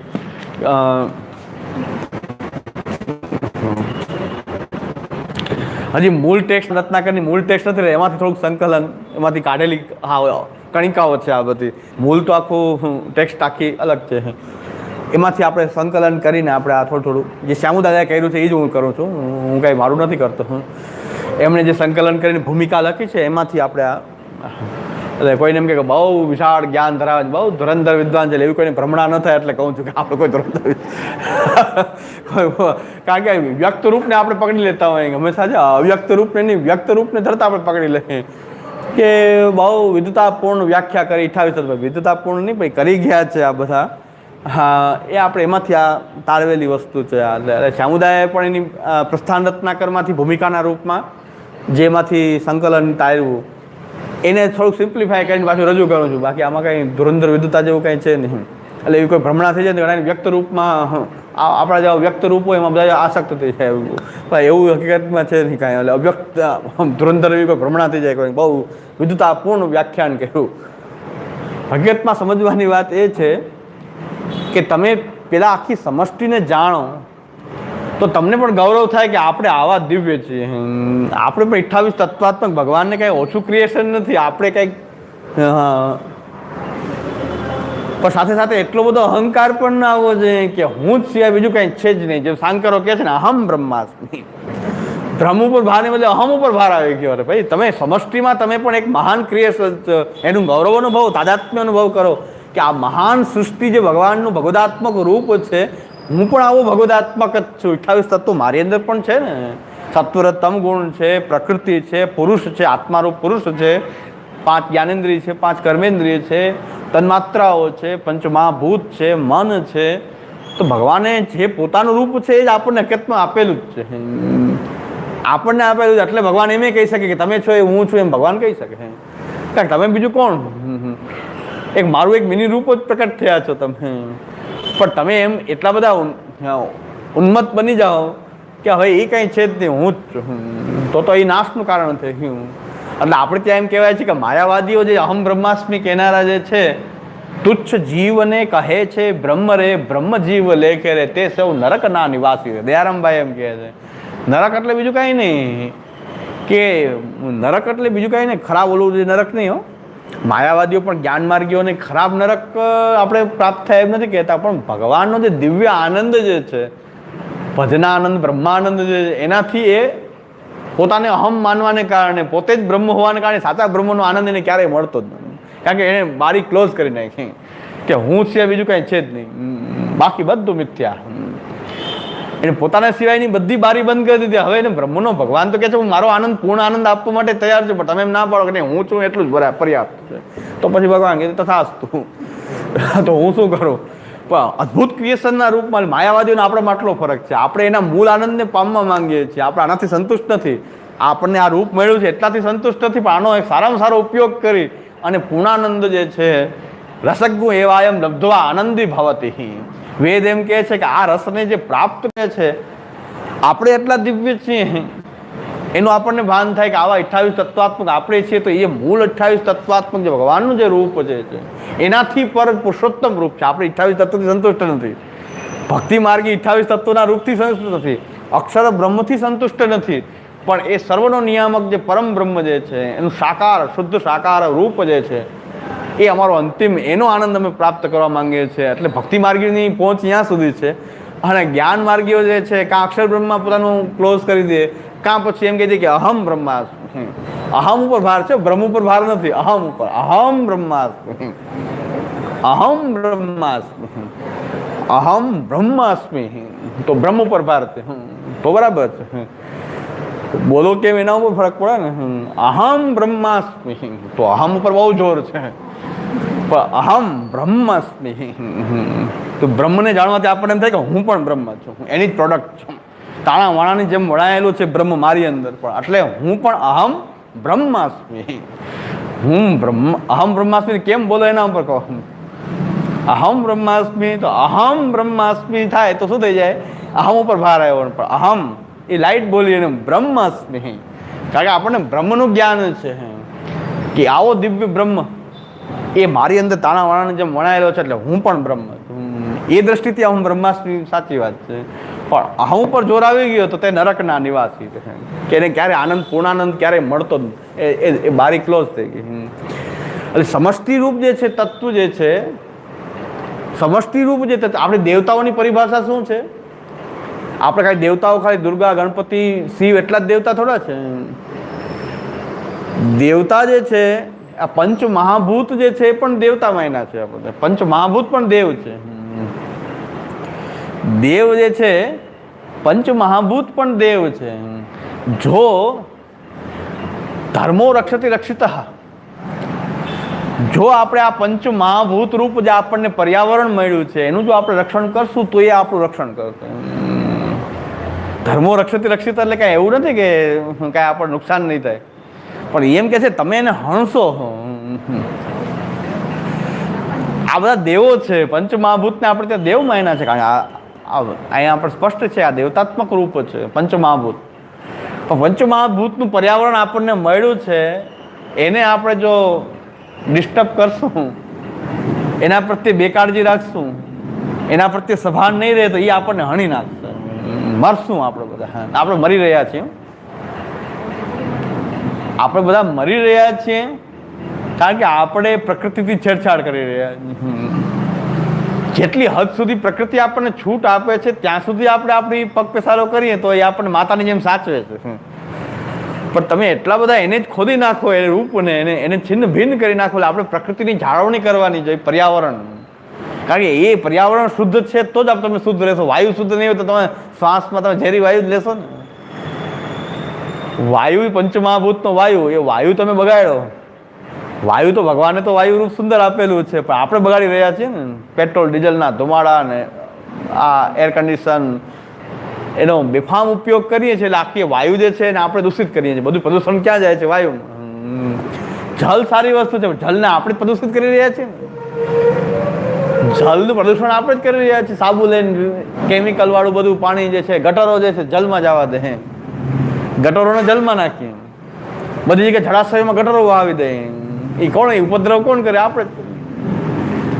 બધી નદીઓ બગાડી નાખવાના કોણ? આપણે બધા. હમણાં જો કેદારનાથમાં હોનારત થઈ તો આપણે બોધપાઠ ન લીધો. કેરળમાં થયું એમાંથી બોધપાઠ લેતા નથી. હકીકતમાં હવે તો બધા કહેવા માંડ્યા છે કે આપણે જે નદીઓ જ્યાં વહેતી નહોતી એટલે આપણે મને કે નદી આવશે નહીં એટલે આપણે ત્યાં આપણને જમીન મળી એટલે બિલ્ડિંગ બનાવો.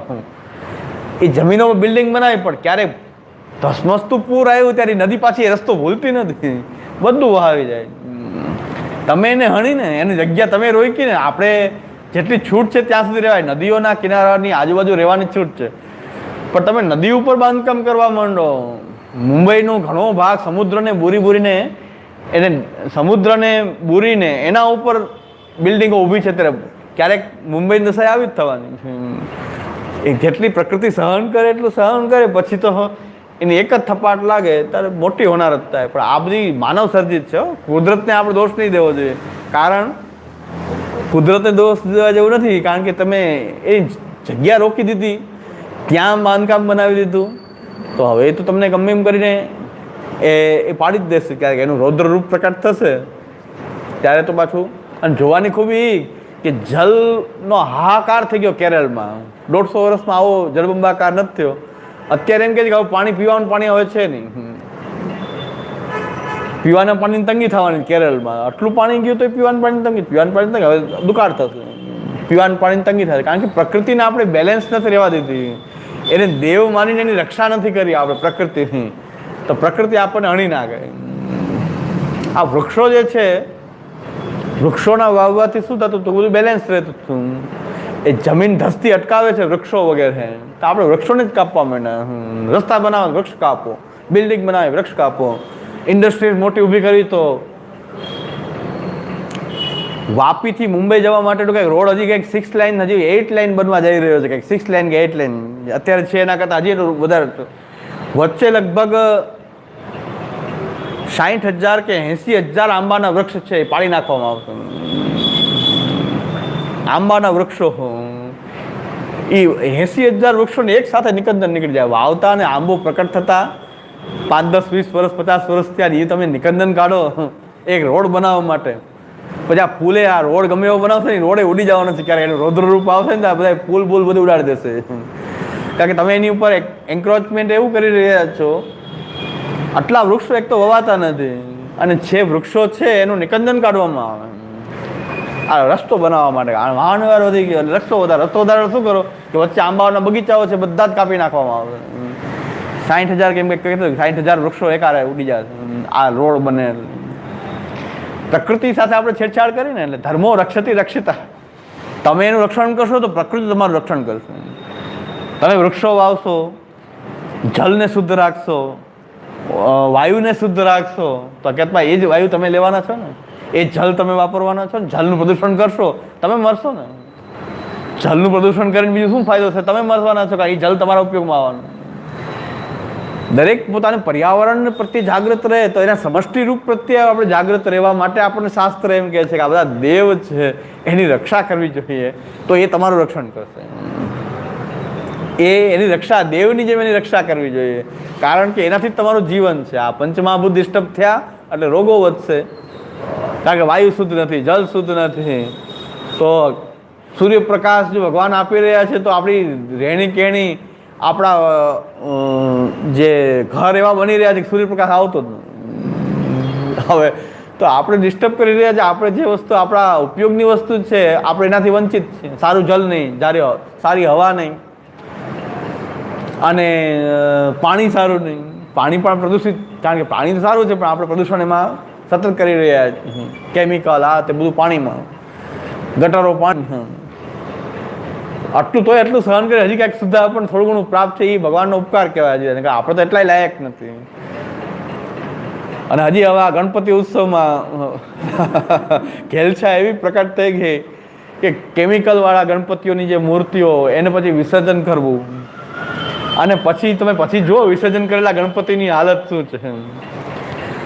મૂર્તિની પ્રતિષ્ઠાનો નિયમ પણ એવો છે કે વિસર્જન શું કામ કરવામાં આવે મૂર્તિનું, કે તમે એની જાળવણી ન કરી શકો, એના માનનું ખંડન ન થાય. મૂર્તિ તમે જેની પૂજા કરી, જેની તમે પૂજા કરી એનું ક્યારેય અપમાન ન થાય, એટલે એને યોગ્ય જગ્યાએ એનું વિસર્જન, જ્યારે તમે માન જાળવી ન શકો, કરી દેવી જોઈએ. દેવતાનું વિસર્જન કરી દેવામાં આવે. પણ વિસર્જનની પ્રક્રિયા એવી થઈ ગઈ કે પાણી છે નહીં ને બધા એમાં મૂર્તિઓ પાછી આટલી મૂર્તિ સંતુષ્ટ નથી. મોટી ઓલો એનાથી મોટી મૂર્તિ, પછી એમાં કેમિકલવાળા કલરો, એ બધું પાછું જલમાં જાય. જલ એટલું છે નહીં ક્યાંય, તો પછી ખોટા આર્ટિફિશિયલ કુંડ બનાવવાના, એમાં વિસર્જન તો કરવું. આર્ટિફિશિયલ કુંડ ને પછી ઓલા ગણપતિની હાલત જેની તમે પૂજા કરીને આવી અવેલના, કે ઓલા બધા ભરતા હોય પાછા કચરાની જેમ, પછી મ્યુનિસિપાલિટી વાળા આવે કચરાની જેમ ભરે, પછી ગણપતિને શું કરતા ભગવાન જાણે. તો એના કરતા ગણપતિનો ઉત્સવ મનાવવામાં કંઈ વાંધો નથી. જે લોકો માનતા હોય ગણપતિને, તો આપણે ત્યાં ગોબરની મૂર્તિ બને છે, મૃતિકાની બની શકે, કે જે વસ્તુ તમે પ્રકૃતિમાં પાછું વિસર્જન કરો તો એમાં લીન થઈ જાય. ગોબરની બની છે, ગણપતિ ગોબરના પણ બની શકે ને. ગોબરથી પાછું પ્રદૂષણ ન થાય, જલમાં જાય તો ગોબર પ્રદૂષિત ના કરે, શુદ્ધ કરે. તો મૂર્તિ આ શુદ્ધ પદાર્થોમાંથી બની શકે. આ પ્લાસ્ટર ઓફ પેરિસ કે જેમાં કોઈ ગળે નહીં, એમાં કેમિકલ, કલર્સ બધા કેમિકલના કલર. આપણે ત્યાં હલ્દી, કંકુ, સિંદૂર, પ્રાકૃતિક જે કલરોથી મૂર્તિને શણગારવામાં આવે. તો પ્રાકૃતિક કલરનો ઉપયોગ કરીએ આપણે, હલ્દીનો ઉપયોગ કરીએ, કંકુનો ઉપયોગ કરીએ, અને મૂર્તિ માટીની બનાવો, ગોબરની બનાવીએ. અથવા તો ગણપતિ પ્રત્યે બહુ પ્રેમ છે તો તમે નિત્ય એક મૂર્તિ ઘરમાં રાખી શકો ને. શું તમારા ઘરમાં ગણપતિ જરૂર નથી? તમે ગણપતિને ખાલી 10 દિવસ માટે આનંદ પ્રમોદ કરવા માટે લાવો ને પછી વિસર્જિત કરો તો કાયમી પણ તમે ઘરમાં, શાસ્ત્ર કાંઈ ના નથી પાડતું કે કાયમી ન રાખી શકાય. એટલે ગણપતિને માનનારાઓ માટેની વાત કરું છું. આ કે પાછું કોઈ એમ કે આ તો પુષ્ટિ માર્ગમાં થઈને ગણપતિ રાખવાનું કેમ કીધું, તો પાછું ઇસ્યુ અલગ બની જાય પાછો સંપ્રદાયનો. એટલે આપણે ત્યાં અલગ પાછું એકાયન કૃષ્ણની સાધના આપણે કરીએ છીએ. એટલે આપણે સમજવાની વાત છે કે આપણે પ્રકૃતિની રક્ષા કરશું તો પ્રકૃતિ આપણી રક્ષા કરશે. આપણે આ ઘેલછા છે, આપણે ગાંડપણ જેવું સવાર થઈ જાય છે, એમાં આપણે ઘણો બધો ભોગ આપણો લેવાઈ રહ્યો છે. એટલે હું તો આમ તો જાહેરમાં બધાને અપીલ એવી કરવા માંગુ ક્યારેક બધાને કે ભાઈ ગણપતિ પ્રત્યે તમને પ્રેમ હોય તો નિત્ય ગણપતિની મૂર્તિ પણ તમે નાની એવી મૂર્તિ રાખીને ગણપતિની પૂજા નિત્ય કરી શકો. અથવા વિસર્જન જ કરવાની પ્રક્રિયા, આહ્વાન વિસર્જન કરવું હોય તો વિસર્જન કરવા માટે મૂર્તિ એવી હોય, પ્રકૃતિમાંથી બનેલા તત્વોની એવી હોય કે જે એમાં સહજતાથી ઇન્વોલ્વ થઈ જાય. ગોબરના ગણપતિ બનાવીને ગણપતિની પૂજા થઈ શકે, માટીના ગણપતિની પૂજા થઈ શકે, અને પાછું એ વિસર્જન કરો તો કાંઈ પ્રકૃતિને નુકસાન ન થાય એ આપણી જવાબદારી છે. નહીં તો પ્રકૃતિ આપણને હણી નાખશે જો પ્રકૃતિને આપણે આ રીતે હરણ કરતા રહેશું. અને કઈ જગ્યાએ એવું કીધું કે આવડા ફૂટના જ ગણપતિ જોઈએ, આવા આટલા ફૂટના જોઈએ એવું કઈ જગ્યાએ કીધું છે બતાવો. અરે ભાઈ આપણા ગણપતિનું આહવાન જે છે, દેવતાનું આહવાન જે છે એ સોપારીમાં પણ થઈ શકે છે. સોપારીમાં પણ થઈ શકે, ગોબરમાં પણ થઈ શકે, મૃતિકામાં થઈ શકે. તો શા માટે એવી મૂર્તિઓ બનાવી જેથી કરીને જલનું પ્રદૂષણ થાય અને પછી આરાધ્ય તમે દેવ માયના હોય એનું પણ અપમાન થાય કે ને કચરાની જેમ ઢસડવામાં આવે પછી અને ભરી ભરીને પાછા કંઈક નાખવામાં આવે. કુંડમાં કેપેસિટી તો છે નહીં, એટલું વિસર્જન કરો. પણ હકીકતમાં ગણપતિની ભક્તિ નથી હો. એ પીને વાલે કો પીને કા બહાના ચાહીએ એવું છે. ગમે એમ કરી નાચવું કૂદવું છે તો ગણપતિ. પછી શિવરાત્રી પહેલા કંઈક આ ખાલી દિવસો જતા હતા તો આપણે તો ગમે એમ કરી નાચવાનું બહાનું જોઈએ છે. નાચવું કૂદવું આનંદ પ્રમોદ એક બહાનું. તો કોઈને પ્રેમ નથી ધર્મ પ્રત્યે, એવો પ્રેમ જાગૃત નથી. પણ એના બહાને કંઈક બહાનું જોઈએ કે કંઈક નાચવા કૂદવાનું આનંદ પ્રમોદનું એક બહાનું. તો એક ગણપતિ ઉત્સવ એક નવી પ્રથા જે છે ભાઈ કે જેના કારણે ઘેલછા થઈ જાય. વિસર્જનની અવસ્થા જોઈએ તો જે જીવજંતુ બિચારા જલમાં રહેલા છે એ બિચારા મરી જાય છે આ કેમિકલ્સને કારણે, આ મૂર્તિઓમાંથી આવતું કેમિકલ એવા અંદર બિચારા જીવજંતુ બધા બિચારા નાશ પામે, એવું પ્રદૂષણ થઈ જાય જલનું. અને જીવ જાય જુદા. અને દર વખતે વિસર્જન કરવામાં કેટલાય લોકોના મૃત્યુ થાય છે. આ શું ઘેલછા છે કે સમજાતું નથી. કારણ કે ધર્મને તમારે વ્યવસ્થિત જીવો. ધર્મ તો એમ કે છે કે આ પંચ મહાભૂત જે છે એની શુદ્ધિ જાળવવી.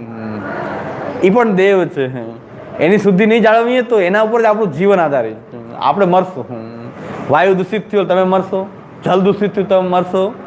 સૂર્ય સાથે છેડછાડ થઈ એના તેજમાં તો અત્યારે ઓઝોનના પડ તોડે એના કારણે તમારું આ ઉષ્ણતામાન જે છે તમે મારી નાખશો. સૂર્યના કિરણો ઓઝોનનું પડ તૂટી રહ્યું છે આપણી ભૂલોને કારણે. એના કારણે સૂર્યના કિરણો ડાયરેક્ટ એવા આવી રહ્યા છે કે દિન પ્રતિદિન આપણું ઉષ્ણતામાન વધતું જાય ને એ આપણને મારે. આની સાથે છેડછાડ કરીને મરવાના છો. તો આપણે રક્ષણ કરવું હશે તો એનું રક્ષણ પહેલાં કરવું જોઈએ. એમ તમે પોતે બ્રહ્માત્મક છો તો બ્રહ્મને જાણો. બ્રહ્મને ડિનાય કરશો ને મરી જ જાઓ, એ નરક થઈ જશે. હા, તમે એમ કહો છો અહમ બ્રહ્માસ્મિ, સારી વાત છે. તો બ્રહ્મને કેન્સલ કરીને તમે અહમ બ્રહ્માસ્મિ કહો છો તો તમે નરકની વાત કરી રહ્યા છો, તો તમે નાશની વાત કરો છો. તમે એમ કહો છો કે આપણે જ જીવી લેવું, જે થાય બીજાનું જે થવું એ થાય, પ્રકૃતિનું જે થવું એ થાય, દેશનું જે થવું એ થાય, પાડોશીનું જે થવું એ થાય. એવા જોર જોરથી કીર્તન જાન વગાડવા કે બીજાની નીંદ ખરાબ થઈ જાય, એને કાંઈ લેવાના દેવા તમારા કીર્તનથી. તમે ભગવાનને સંભળાવવા માટે બીજાને શું કામ હેરાન કરો છો? ત્રાસી જાય એમ. આપણે કીર્તન કરીએ તો આપણી જવાબદારી છે કે આજુબાજુવાળા જે માનતા નથી એને શું કામ આપણે ડિસ્ટર્બ કરવા? તો આપણે એવા જાન વગાડે કે નહીં અમે તો ભક્તિ કરીએ. ભાઈ ભક્તિ કરવામાં ભગવાન એમ નથી કહેતો કે એટલા જાન વગાડો કે બાજુવાળો ત્રાસી જાય, આજુબાજુવાળા ત્રાસી જાય કે આ ભક્તો આ ક્યાં આવી ગયા રહેવા. ભક્તો ન હોય તો સારું એમ કે આ ભક્તો હેરાન કરે છે, એને લેવા ન દેવા કીર્તનથી. બિચારાને 2 વાગ્યા 3 વાગ્યા સુધી કીર્તન કરો તો કોઈને. એટલે આપણી જવાબદારી એવી જ છે કે આજુબાજુને ડિનાય કર્યા વગર તમે કરશો તો નાશ જ થવાનો. આજુબાજુની પ્રકૃતિ, આજુબાજુનું વાતાવરણના તમે એક અંગ છો તો તમને આનંદ, એનો પણ તમને આનંદ પ્રાપ્ત થશે. આ બધી જગ્યાએ લાગુ પડશે. બ્રહ્મમાં લાગુ પડે, બ્રહ્માનંદમાં લાગુ પડે, પ્રકૃતિના લૌકિક જીવનમાં લાગુ પડે કે તમે આજુબાજુવાળા સાથે બધા સાથે મળીને સુમેળભર્યું વાતાવરણ રાખીને રહેશો તો આપણું જીવન સારું રહેશે. નહીં તો ક્લેશાત્મક થઈ જાય. ક્લેશ એ તમ થઈ ગયું, પાછું એ પાછું થઈ ગયું. નિત્ય ક્લેશાત્મક હોવું એ શું થઈ ગયું? નરક. નરક એટલે બીજું શું કે આનંદ ન હોવો. તમે કીર્તન કરીને તમે આનંદ પ્રાપ્ત કરો, એટલે બાજુવાળો ઝઘડવા આવે કે બંધ કરો, આ શું છે માથાકૂટ, પોલીસ વાળાને મોકલે. તો મોટા સિટીમાં તો પોલીસ જ આવી જાય તાત્કાલિક કે કીર્તન ચાલે છે તો ઓલા બાજુવાળા કમ્પ્લેન પોલીસમાં કરે. તો કીર્તનનો આનંદ પ્રાપ્ત કરો એટલે શું થયું? ઝઘડો. અને એમાંથી પછી મારાકાટ સુધી વાત આવી જાય. એવું નથી. મુસ્લિમો એમ જ કરે, અમારે કાંઈ નમાજથી લેવા દેવા નહીં. તમે આખા ગામને સવારમાં ઉઠીને યા ઇલા લીલા કરો સવારમાં 5 વાગ્યામાં બાજુમાં મસ્જિદ તો હેરાન થઈ જાય. કોઈ આખા દિવસમાં 5 વાર. અમારા કિશનગઢમાં 3 છે આજુબાજુમાં, 3-4 મસ્જિદ છે. એક વાંગ પકારે પછી બીજો પકારે, ત્રીજો પકારે. હા, આપણે લેવાના દેવાને 5-5 નવાજ. આપણને નવાજનો સમય થયો આપણને એમ થવા માંડે. આપણે લેવાના દેવા અમારા કિશનગઢમાં તો 3-4 ની આજુબાજુ અને નાનું ગામ અને વાહન વ્યવહારની એટલે અવાજ પણ વધારે આવે. વાહન વ્યવહાર કંઈ છે નહીં આજુબાજુ. તો કિશનગઢમાં તો સવારથી 5:30 થી 5 થી એક મસ્જિદ પોકારે, બાંધતા બીજી પોકારે, પછી ત્રીજી પોકારે. એટલે એક નમાજ આપણે 4-4 વાર સાંભળવાની. અમે 5 વાર નમાજ હોય ને એ 5 વાર 4-4 મસ્જિદવાળા 4 વાળા ફરી થોડી વારે કરે. એ જોવાની ખૂબી એ છે. એક હારે બધા ચલાવી દીધો આપણે એકમાં પતી જાય, પણ નહીં થોડીક વાર બીજી મસ્જિદવાળો પોકારે, પછી ત્રીજી પોકારે. તો આપણે બધાની સાંભળવાની. આપણે લેવા ના દેવા ને આપણે આ કાનમાં આ ગુંજે આપણે કાંઈ લેવા દે. હવે તમે ધર્મ કરો, અલ્લાહને સંભળાવો, બંદગી કરો, નમાજ કરો, તો તમારે બીજાનું ધ્યાન રાખવું છે કે આજુબાજુવાળા બધા મુસલમાન નથી. એવી રીતે આપણે ધ્યાન રાખવું છે કે આજુબાજુવાળા બધા વૈષ્ણવ નથી, બધા આપણા કીર્તનવાળા કે ભાવવાળા નથી. તો આપણે કીર્તન એવું કરવું છે કે આજુબાજુ ક્યાંય પણ ડિસ્ટર્બન્સ ના થાય. બધાનો આજુબાજુનો વિચાર કર્યા વગર જીવે છે, અંતે નરક એટલે કે ક્લેશાત્મક જીવન હોય છે. એમ અહમ બ્રહ્માસ્મિમાં બધું મિથ્યા માની અને તમે જે સાચા માનશો એ આપણા શાસ્ત્રમાં કીધું છે કે આ નરક છે. તો હજી આપણે આગળ વિચાર કરશું.